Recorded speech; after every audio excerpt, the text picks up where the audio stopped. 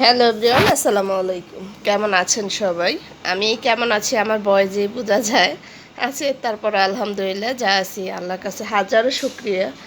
তো ঠান্ডা আগে থেকে অনেকটা কমছে, ওষুধ খাচ্ছি। বাহিরের আবহাওয়াটা ওই যে বৃষ্টি বৃষ্টি হবে, কিন্তু বৃষ্টি হয় না। তাও গরমের তাপমাত্রা 31 ডিগ্রি সেলসিয়াস। তো এই গরমটায় মানুষ বেশিরভাগ অসুস্থ হয়। আমি ভিডিও দিতে পারছি না অনেক দিন ধরে, শুধুমাত্র এই গরম ঠান্ডা জ্বরের কারণে। আর আমার কি পরিমাণ ঠান্ডা আমার কিন্তু বয়সেই বোঝা যায় যে আমি কি পরিমাণ ঠান্ডা আমার বুকে আছে। তো ওষুধ খাচ্ছি। কালকে রাতে আনারস খাইলাম কাসুন্দি দিয়ে মেখে। তা আলহামদুলিল্লাহ অনেকটা কম। তো আমার মতো কারা কারা ঘরে ঘরে এরকম অসুস্থ আছেন? আমি আমার আশেপাশে অনেক মানুষ দেখি এখন, বেশিরভাগ মানুষ জ্বর ঠান্ডা কাশি, এর ভিতরে আবার ডেঙ্গু চিকুনগুনিয়াও হচ্ছে। তো সবাই খুব সাবধানে থাকবেন, একটু সেফলি থাকবেন।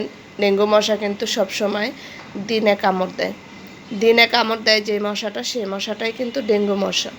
তো সব মশাই যে ডেঙ্গু তা না। তো সবার জন্য দোয়া করি, এই মহামারী থেকে সবাই বেঁচে থাকুক, সবাই সুস্থ থাকুক, ভালো থাকুক। তো বাচ্চারা স্কুলে চলে গেছে, ছোটো ছেলে পরীক্ষা দিতে গেল, আজকে ওর শেষ পরীক্ষা। আর আমি বসে আছি, ঘর সব কিছু গুছাই গেছে, বসে আছি, রান্না বান্না করব। গ্যাস কমে যাইতেছে, তো দোয়া রাখবেন সবাই। আর এখনকার দিনের ছেলে পেলেরা, বাচ্চারা, মেয়েরা বড় হইলে দেখা যায় কোনো কিছু করলে মুরব্বীদের সম্মান দিতে জানে না।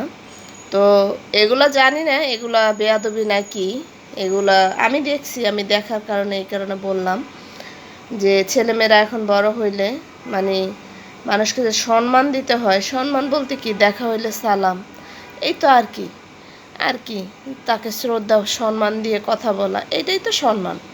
তো যাই হোক, সবার বাচ্চাদের আল্লাহ হেদায়েত, না হেদায়েত বলবো না, হেদায়েত বললে নাকি এটা গুনাহ হয়। ইমান দেখ, দোয়া করি সবাইকে, সবাই ভালো থাকুক, সুস্থ থাকুক। আপনারা সবাই কেমন আছেন অবশ্যই আমার কমেন্ট বক্সে লিখে যাবেন। ভালো থাকবেন সবাই, আল্লাহ হাফেজ।